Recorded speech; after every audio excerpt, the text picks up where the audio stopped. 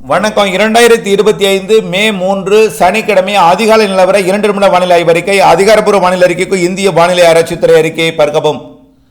நேற்றைக்கு கோயம்புத்தூர் மாவட்டம் வால்பாறை பிஏபி 37 மில்லிமீட்டரும், வால்பாறை தாலுகா அலுவலகம் 35 மில்லிமீட்டரும் மழைப்பொழிவு பொழிந்திருக்கிறது. அதே போல தருமபுரி மாவட்டத்தில் பாலக்கோடு 25 மில்லிமீட்டர், மேலும் ஈரோடு மாவட்டம் வரட்டுப்பள்ளம் 20 மில்லிமீட்டர், கன்னியாகுமரி மாவட்டம் குழித்துறை 51 மில்லிமீட்டர், கோழிப்போர் விலை எல்லாம் நல்ல மழைப்பொழிவு, பேச்சுப்பாறை எல்லாம். அதேபோல கிருஷ்ணகிரி மாவட்டம் தேன்கனிக்கோட்டை 20 மில்லிமீட்டர் மழைப்பொழிவு.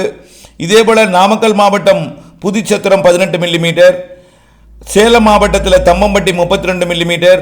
இது அதிகபட்ச மாவட்டத்தின் அதிகபட்ச மழைப்பொழிவு மட்டும் அறிவிக்கிறேன். தென்காசி மாவட்டத்தில் கருப்பநாதி அணை 40 மில்லிமீட்டர், கடனாநதி அணை 35 மில்லிமீட்டர், சங்கரங்கோயில் 28 மில்லிமீட்டர் மழைப்பொழிவு.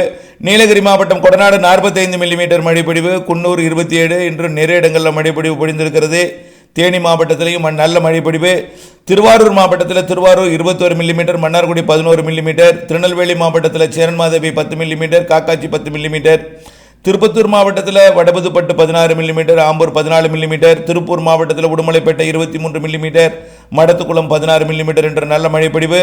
விருதுநகர் மாவட்டம் வெம்பக்கோட்டை அணை 48 millimetre, Thrissur 27 millimetre, Aruppukottai 18 millimetre மழைப்பொழிவு. இன்றைய மழைப்பொழிவை பொறுத்தவரைக்கும் கர்நாடக எல்லையோர, கேரள எல்லையோர, ஆந்திர எல்லையோர மாவட்டங்களில் நல்ல மழைப்பொழிவு இன்றைக்கு மதிய மாலையில் கொடுக்க இருக்கிறது. அதற்கு பிறகு தென் மாவட்டங்களிலையும் பரவலாகும். வடகடலோரம் சென்னை திருவள்ளூர் உட்பட இன்றைக்கு மழைப்பொழிவு பிரகாசமாக இருக்கு.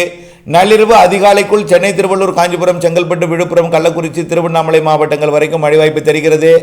நாளை டெல்டா மாவட்டங்களுக்கும் மழை வாய்ப்பு தெரிகிறது.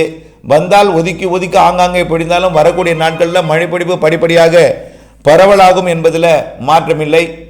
2வது 3வது வாரத்தில் மேலும் மழைப்பொழிவு கூடும். வடமேற்கு திசை காற்று குவிதல் என்பது அதிகமாகி மழைப்பொழிவு பரவலாகி இருக்கிறது. விரிவான அறிக்கையை பார்த்து பயன்பெறுக.